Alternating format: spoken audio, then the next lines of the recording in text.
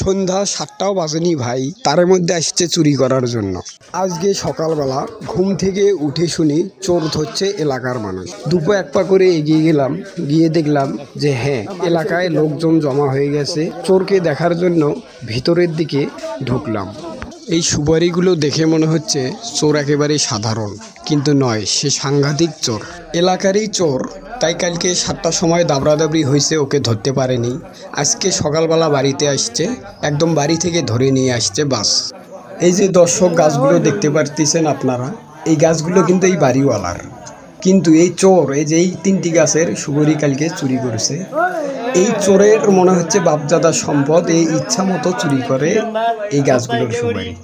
দেখেন, এই যে আরো আছে ভিতরে, আমি তো যেতে পারতেছি না, গেট লক করা। চোর শালা কত বড় খারাপ। এই এলাকার ছেলে এই জন্য এখনো ভালো আছে। তো ভিডিওটি এলাকার ভাইদেরকে বলবো, ওকে তো আমরা মারতে পারতেছি না, সবাই শেয়ার দিন, যেন ওর মান সম্মানটা এই শেয়ারের মাধ্যমে সবাই জানে যায় যে ও কত ভালো। আর চোর চোর তো চোরই, চোর কখনো ভালো হবে না। এর আগেও 1.5 মণ রড চুরি করে বিক্রি করছে, সে স্বীকারোক্তিও দিয়েছে।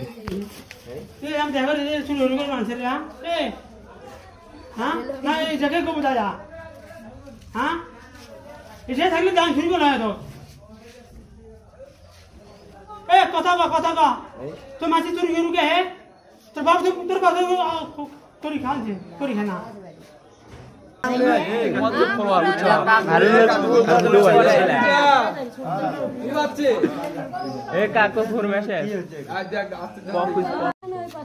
এলাকাটা সস্তা দিয়ে ভরি গেছে একবারে ভাই, বুঝছো? ঠিক, ওকে এখনো থুইছেন গে, ভারত এলাকা ছেলে কি করবে কও?